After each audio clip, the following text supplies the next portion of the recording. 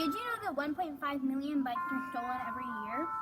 Many students get their bikes stolen. This leaves kids with no way to get to school, putting a block on their education.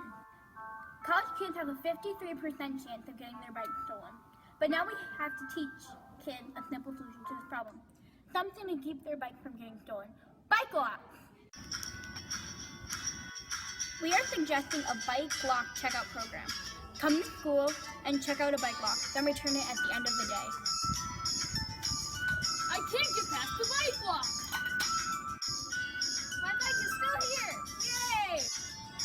So please, sign the petition for a bike lock program at school so kids like me don't have to worry about our bikes and so that we can focus more on school.